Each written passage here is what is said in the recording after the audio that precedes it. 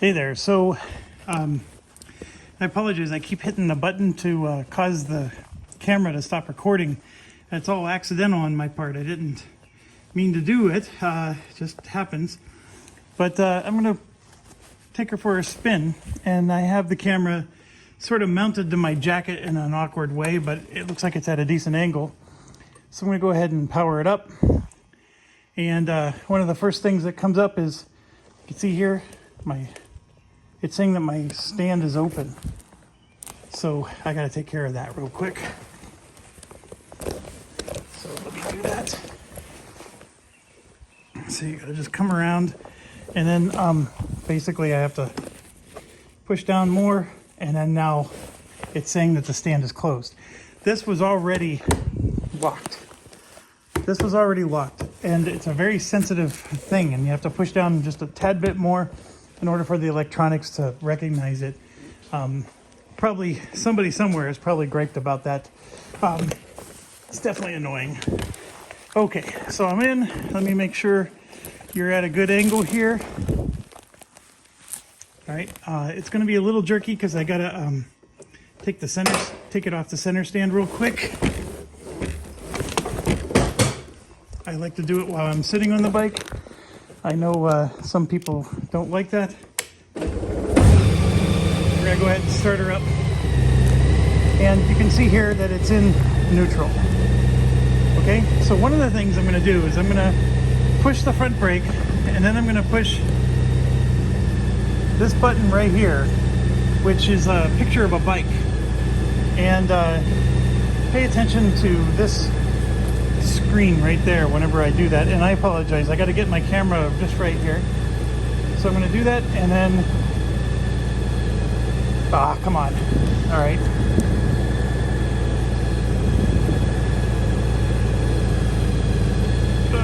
there we go. So see how it switched to motorcycle mode? And what this is doing is it's saying forward or reverse. So if I hit this the downshift button, it actually goes in reverse. So you can see how the R shows up, and the bike actually starts going backwards. So I'm literally in reverse, moving out of my garage here into my driveway.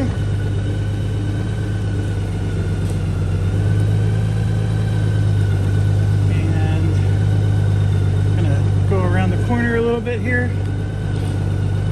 Make sure I'm not hitting someone's car. Right, and then now I'm gonna go forward. So see how it has the F? So you can switch it into gear if you like, but it has a forward.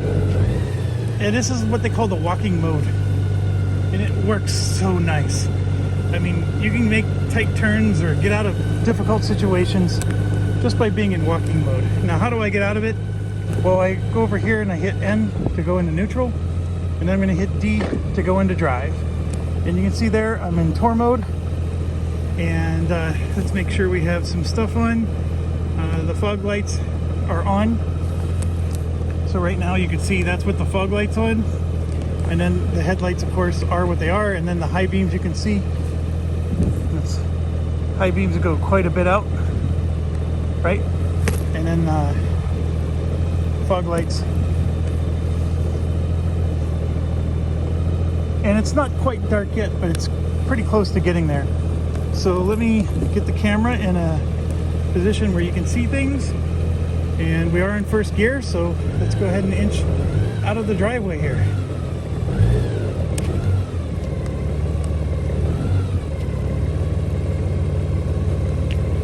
All right. So I'm just gonna go down to the end of the neighborhood here.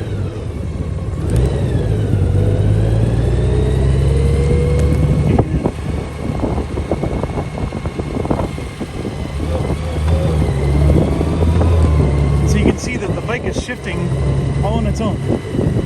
Now, one of the things that people talk about is when you're doing slow maneuvers, that it'll upshift when you don't want it to. But one of the things you can do is just go into manual mode. The other one is, see, I'm in first gear, I'm going to tap the rear brake, and as I'm giving it gas, it's not shifting up. My rear brake is down. my foot is on the rear brake and it's not shifting up at all while I'm turning. And that is a trick that I don't think many people understand, is as long as your foot is on the rear brake while you're in first gear, it will not upshift on you. And you can do all the slow maneuvers you want. And so now my foot is off the rear brake.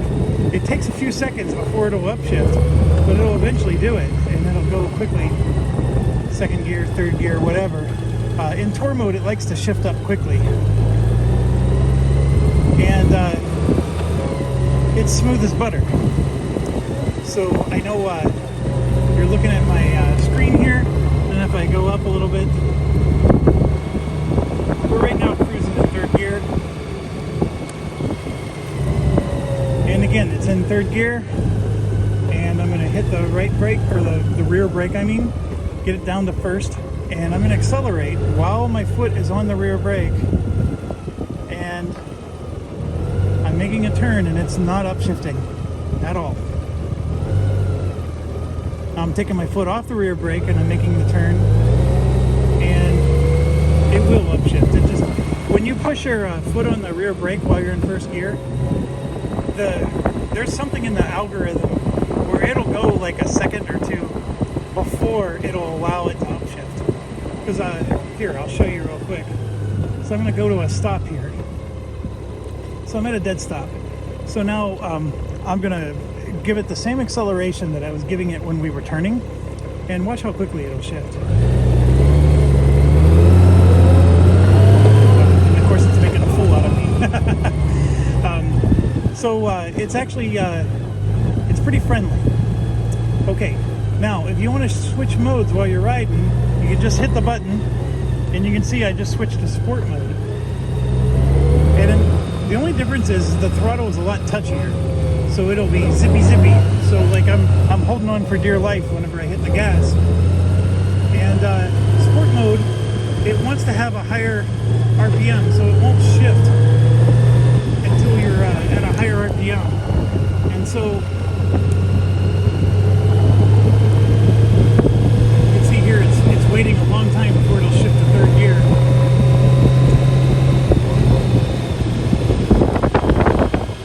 In fact, it doesn't even want to shift to third gear. But that's really the difference, is it keeps the RPMs higher, and it will downshift or upshift. And yes, the throttle response is amazing.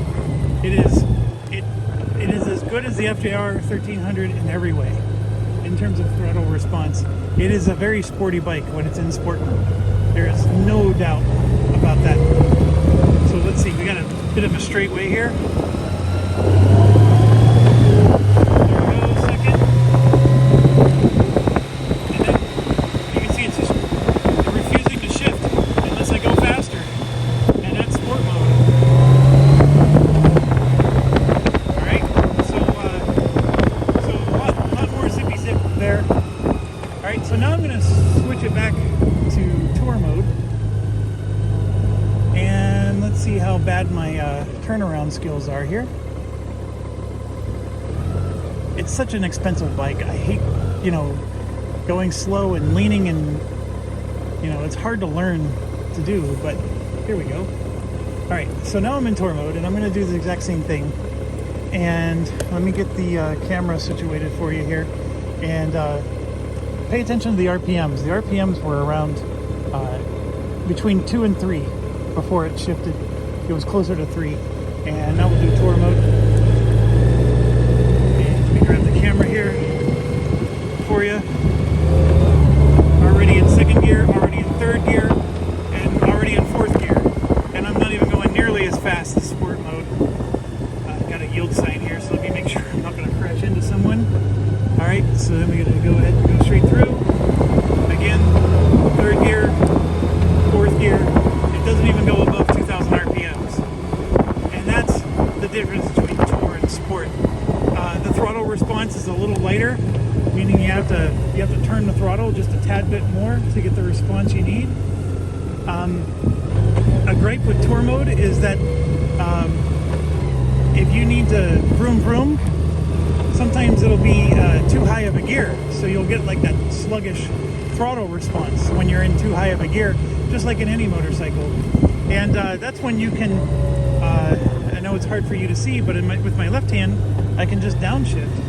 So here I am, I'm in second gear. If I want to go to third gear, boom, I just switch it to third gear, fourth gear. I'm trying to switch it to fifth, it won't let me because I'm going too slow. And then I'm going to shift it down to third, and down to second, and I'm air braking, or engine braking, I mean. And so, even when it's in full automatic mode, I have control over when it shifts. I can shift it at any time. So if I'm chugging along on a highway and it has me in seventh gear, but I'm not quite going fast enough to pass somebody, I can just, so there I am in third gear. I can just hit the manual shift, go down to second, and then get the throttle response that I need, even in tour mode. So there's really no issue whatsoever. And this is a perfectly cool Minnesota night. I am loving this weather right now. All right, so we're zipping around in this cul-de-sac area here. And anyways, that's it in a nutshell. I know we're showing the radio here. We could see how this isn't working because I'm moving, and so I can hit on my left hand, switch it to navigation, and then you can see the navigation mode. And off we go.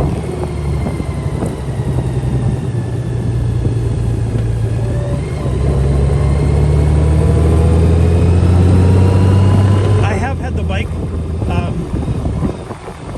It does show what the air pressure is on your tires, and it'll give you a warning if it's too low. I will say though that I checked it manually, and it was maybe 1 or 2 pounds pressure-wise lower than recommended. It wasn't enough to make the alarms go off on the bike, but I put enough air pressure in to add the extra 1 or 2 pounds pressure, and it was amazing because this bike, when you're going around corners, I just felt like I wasn't getting, like it felt like it was slipping. The rear tire in particular felt like it was slipping when I was going around corners, and it was just a scary feeling. And then sometimes I would feel like I'm sitting on one of those tar snakes, even though I'm on perfectly flat, pavement. And once I put some air in the tires, it was amazing. And it's super zippy, feels fantastic around corners, and it just works great. So I got both hands on the steering wheel right now, so I can't direct the camera higher, at least not yet. And let's go ahead and do that now. So you can see with me raising the lights a little bit, it's actually doing a better job of lighting up the street. I know we have street lights and stuff here, so it's not a perfectly dark situation, but this is way better than what it used to be. And just a couple turns on the knob, turn it left. I did about 5 full rotations, and the lights are so much better. And with the high beams, it's even nicer. I can tell that my right beam is actually higher than my left. And let me slow down, there's a car coming.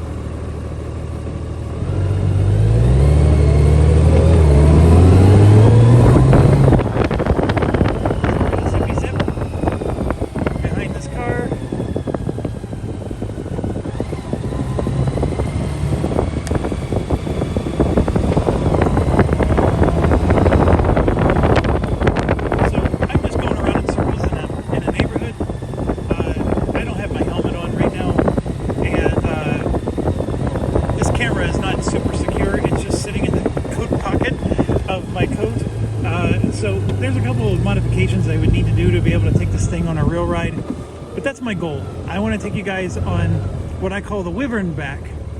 So like there's the dragon back or the dragon whatever that people ride all the time.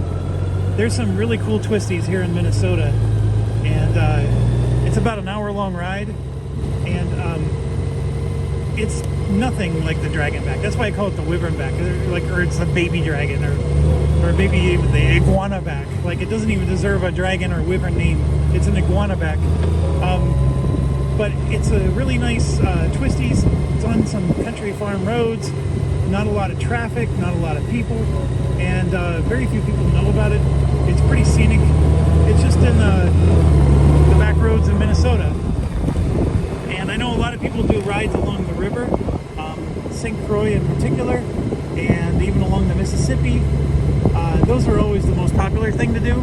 But to be quite honest, my little iguana back trail is just as good. It just doesn't have the scenery of like a river alongside it. And anyways, I really like it, and it's fantastic for learning how to ride a new bike like this one. And I would say probably 200 or 300 of my 800 miles is just me doing this loop over and over again. So do I recommend this bike? Of course I do. I own it. People who buy expensive toys and tell you, boy, it's a piece of crap. I mean, there's just something about the human psychology of when you buy an expensive toy, you're going to say you love it even if it's not that great. But do I love it? Absolutely. And remember, I came from the FJR AE, which they don't make anymore. And so I had a clutchless Yamaha for years. And so to have a clutchless Honda, it's just natural for me. Can I ride with the clutch? Of course I can. It's just that when I'm commuting to work, as you can see here by the neighborhood I'm driving around in, I'm in suburbia of a major city. You know, I have a lot of stop and go traffic, and to be quite honest, that stop and go traffic with a clutch sucks. So when you can go clutchless, it's just a lot more comfortable, and it makes commuting that much easier.